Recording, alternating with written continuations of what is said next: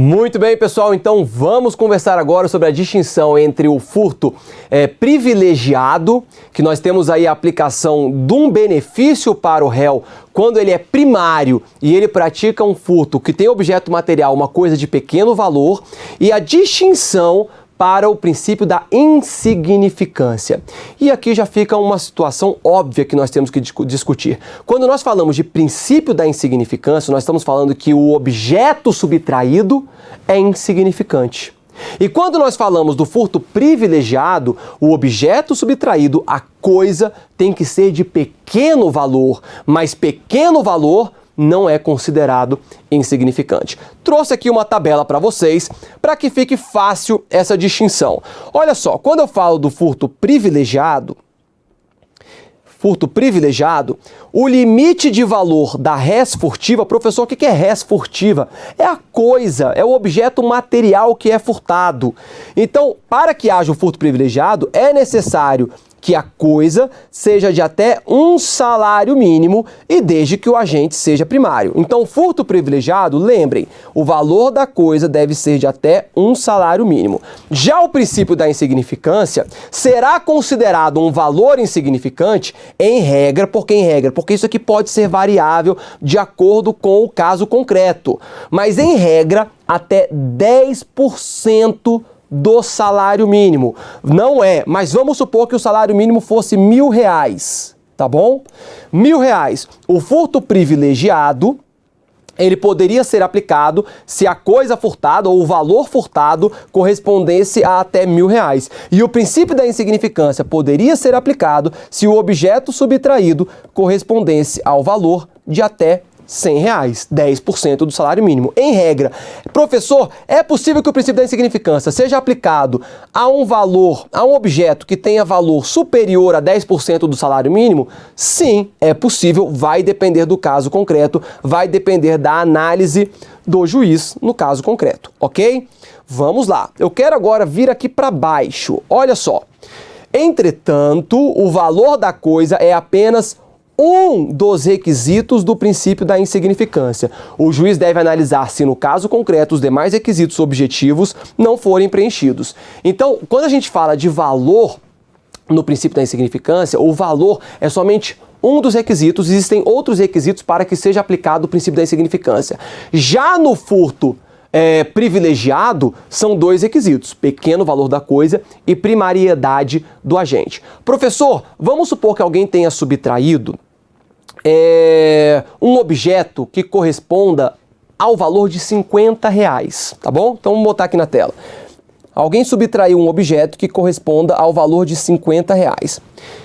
A princípio, professor, eu poderia aplicar o princípio da insignificância, não poderia? Poderia.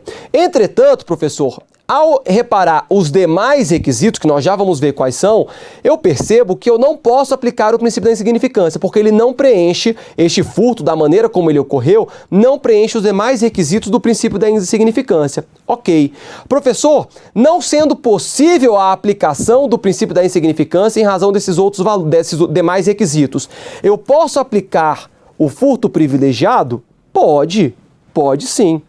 O princípio da insignificância, galera, é mais benéfico ao réu, tá? E a gente já vai entender por quê. Mas não sendo possível a aplicação do princípio da insignificância e eu tendo um valor que não ultrapasse um salário mínimo e que foi praticado por um agente primário, é possível sim a aplicação do furto privilegiado em situações em que não será possível a aplicação do princípio da insignificância, tá bom? Em tese, vem comigo, praticamente, tirando quando o agente não é primário, praticamente toda situação em que é possível a aplicação do princípio da insignificância, seria possível a aplicação do furto privilegiado. O oposto não é verdade. Há várias situações em que se aplica o furto privilegiado, não seria cabível o princípio da insignificância, beleza? E aí, então, a gente tem aqui essa outra observação. Pode ser aplicado o quê? O furto privilegiado a furto de objeto com valor inferior a 10% do salário mínimo, quando o princípio da insignificância se mostrar inaplicável ao caso concreto. É o exemplo que eu trouxe aqui para vocês. Muito bem. Vamos, então, falar rapidamente sobre o princípio da insignificância Porque o princípio da insignificância, galera, ele é estudado lá na parte geral do Código Penal, quando a gente conversa sobre tipicidade. Entretanto, o princípio da insignificância, ele tem uma aplicação muito grande nos crimes contra o patrimônio. Então nós vamos tratar aqui rapidamente sobre ele. Mas cuidado, porque o princípio da insignificância, ele se aplica muito aos crimes contra o patrimônio, mas ele se aplica a outros crimes também previstos no Código Penal. A exemplo dos crimes eventuais crimes que tenham um viés patrimonial, tá bom? Então é possível sim a aplicação do princípio da insignificância em outros crimes. Um exemplo clássico é o crime de descaminho, lá do artigo 334 do Código Penal. Tanto o STJ quanto o STF entendem ser possível a aplicação do princípio da insignificância no crime de descaminho. E o crime de descaminho não é um crime contra o patrimônio, beleza? Então olha aí na tela, princípio da insignificância. Quais são as outras denominações do princípio da insignificância? Principalmente aplicáveis aqui no furto. A gente pode chamar de furto de bagatela. Quando o examinador fala furto de bagatela, ou princípio da bagatela, infração bagatelar própria, nós vamos estar diante do furto do princípio da insignificância, ok? Qual que é a natureza jurídica do princípio da insignificância? E aqui a gente tem que relembrar também ou aprender, né, conhecer agora o conceito analítico de crime. Quando a gente fala de crime, e isso daqui é estudado também na parte geral do Código Penal. Quando a gente fala de crime, o crime ele é dividido em fato típico, ilícito, vamos botar aqui a ilicitude ou antijuridicidade, e culpável, que é a culpabilidade.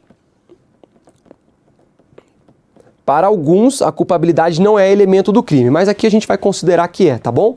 Para a gente não entrar em assunto que não tem muita relevância para a nossa aula. Mas a culpabilidade vamos botar entre parênteses, porque para alguns será elemento do crime, outro não.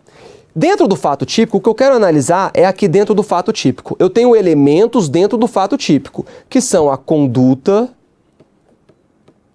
o resultado dessa conduta, advindo dessa conduta, o nexo de causalidade, que é a conduta que gerou determinado resultado, então eu vou analisar o nexo de causalidade, e por fim, eu tenho um outro elemento, que é chamado de tipicidade, que é um elemento do fato típico, tá bom? Tipicidade. O princípio da insignificância, ele vai ser analisado dentro da tipicidade. E a tipicidade, ela é dividida em tipicidade formal e tipicidade material. Professor, qual que é a distinção entre tipicidade formal e material? A tipicidade formal é a adequação, é a subsunção, a adequação perfeita da conduta ao tipo penal previsto na lei. É a adequação, é quando eu pego uma conduta e o tipo penal previsto na lei, ele se adequa perfeitamente como uma luva àquela conduta. E aí eu posso falar, nossa, o agente praticou aquele fato típico. Ele praticou determinado crime. Por quê? Porque a conduta que ele praticou é perfeitamente descrita por aquele fato típico. Essa é a tipicidade formal. Imagina que você vai a um supermercado e subtrai uma balinha, tá bom? Você vai num mega supermercado e subtrai uma balinha. Opa! Reparem, você subtraiu para si coisa alheia móvel. Aquela balinha pertence ao supermercado. Você subtraiu aquela coisa, você abre a balinha, come e não paga e vai embora. Vocês concordam comigo que houve tipicidade formal desta conduta em relação ao crime de furto? Houve. Houve a subtração de coisa alheia móvel. Então o agente praticou o crime de furto. Ele praticou a conduta perfeitamente descrita no artigo 155 do Código Penal. Então, tipicidade formal, adequação da conduta ao tipo penal. Beleza. E o que vai ser então a tipicidade material? Tipicidade material vai ser a efetiva lesão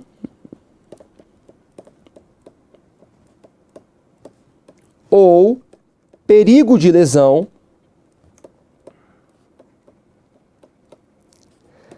ao bem jurídico tutelado, protegido pela norma. Pessoal, qual que é o bem jurídico tutelado pela norma no crime de furto? É o patrimônio. Nós não estamos nos crimes contra o patrimônio?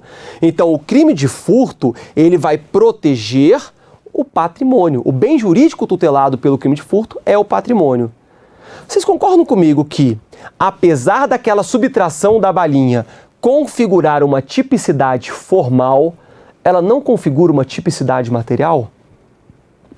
Aquela balinha subtraída, ela vai gerar uma efetiva lesão ao patrimônio desse supermercado que fatura milhões de reais por ano? Uma balinha subtraída de 5 centavos gera algum tipo de lesão, efetiva lesão, ao bem jurídico patrimonial dessa empresa?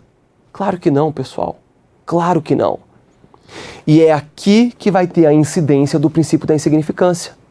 O princípio da insignificância, que é uma construção da doutrina, da jurisprudência, vai dizer: quando não for preenchida tipicidade material, não haverá crime. E, portanto, então, o princípio da insignificância, ele age diante da tipicidade material. E aí você me pergunta, qual que é a natureza jurídica do princípio da insignificância?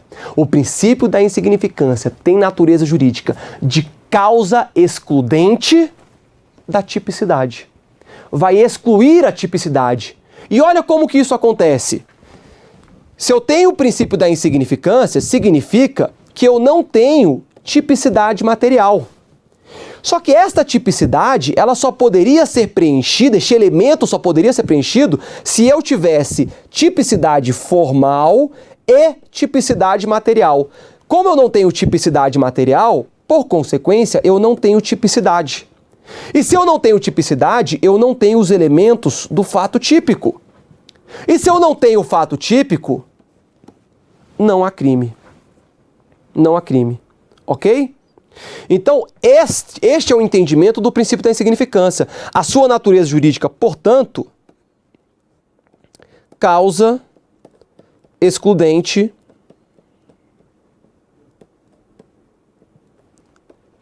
da tipicidade.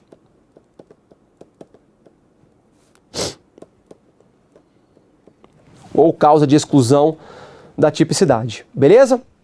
Existe previsão legal do princípio da insignificância? Não. Como eu já falei com vocês, o princípio da insignificância foi construído pela doutrina e pela jurisprudência, mas hoje é amplamente aceito no direito penal brasileiro, ok? Vem comigo aqui. Nós temos alguns critérios que a doutrina falou, olha, precisamos de alguns critérios para aplicar ou não o princípio da insignificância. Primeiro, eu preciso que o valor econômico ou sentimental do bem seja baixo.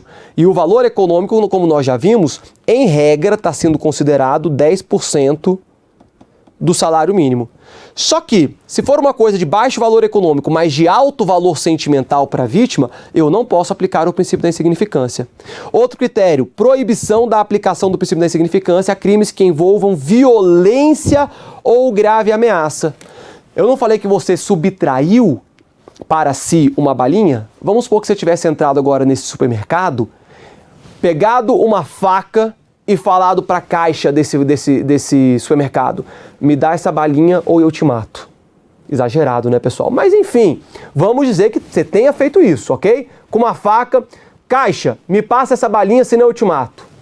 Você subtraiu para si uma balinha de 5 centavos. Entretanto, você empregou violência ou grave ameaça. No caso aqui, você empregou uma grave ameaça. Você praticou não o crime de furto, você praticou o crime de roubo. O princípio da insignificância não pode ser aplicado se houver violência ou grave ameaça na sua conduta.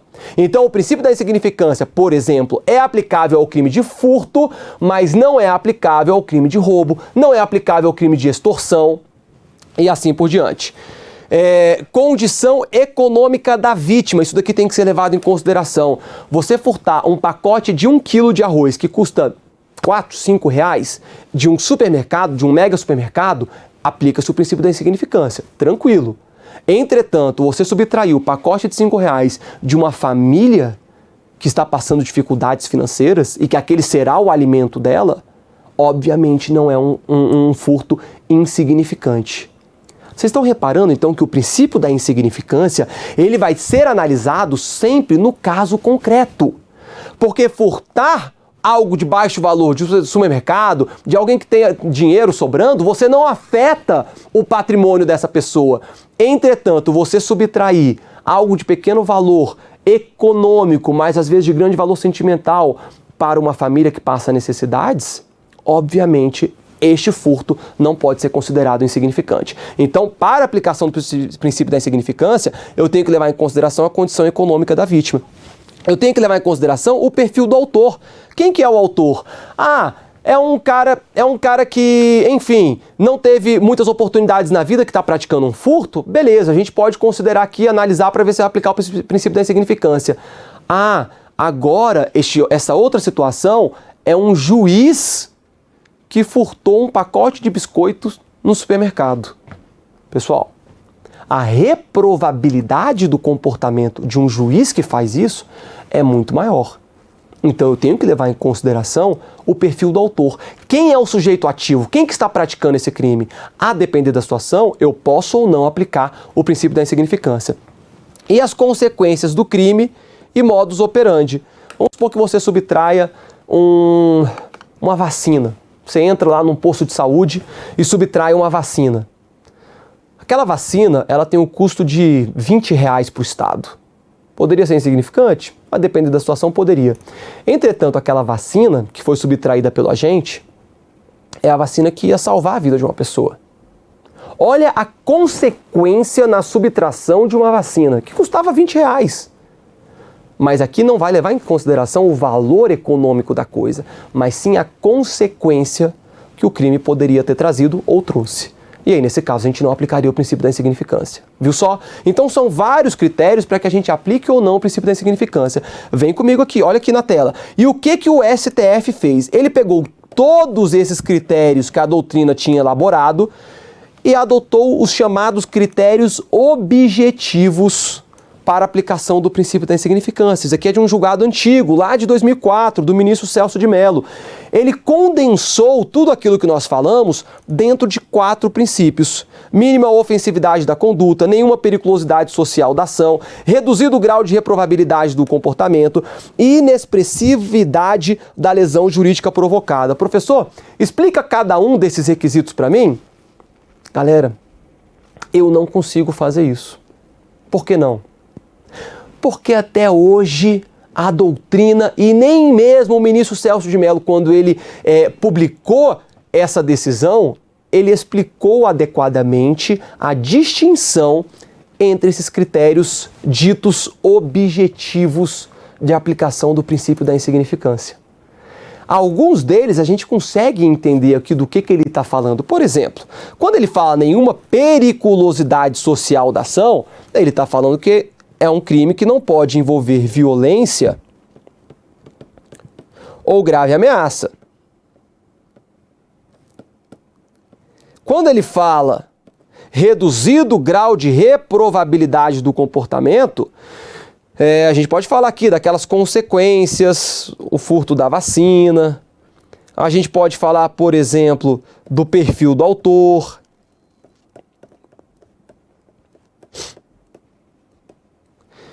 Mas quando ele fala mínima ofensividade da conduta, qual que é a distinção de mínima ofensividade da conduta para inexpressividade da lesão jurídica provocada? Difícil. Você vai falar aqui que ambos vão tratar do baixo valor econômico,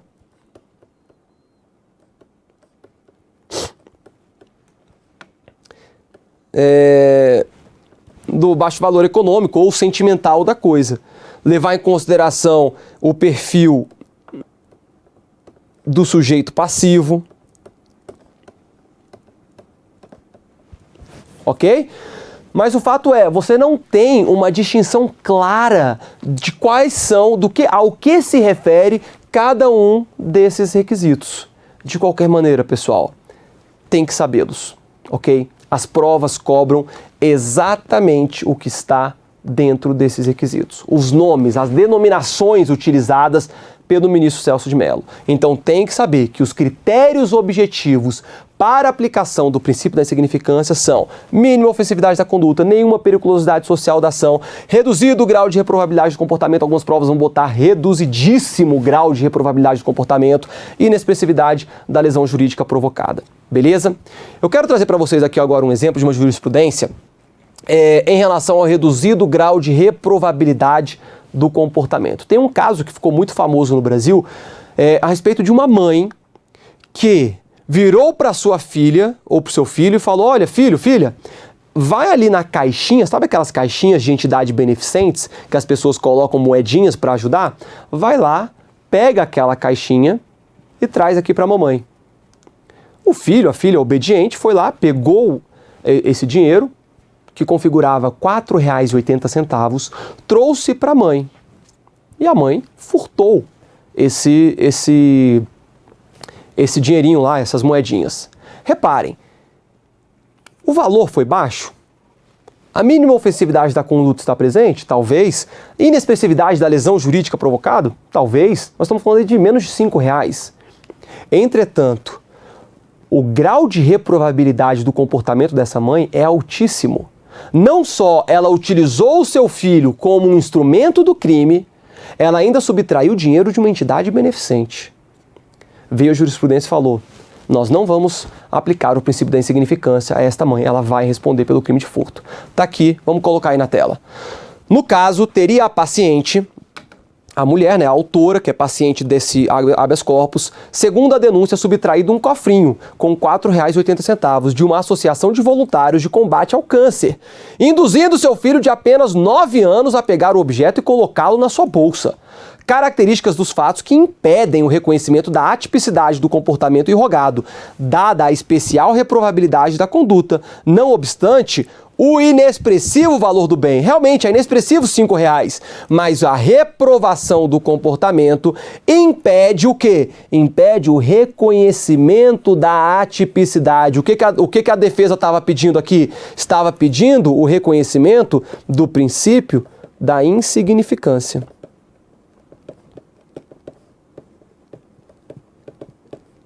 Ok? Então, só uma jurisprudência aí para exemplificar para vocês como que atua o princípio da insignificância. Muito bem. Quando a gente fala ainda de princípio da insignificância, nós temos que ver algumas situações específicas. Atenção, porque no furto privilegiado,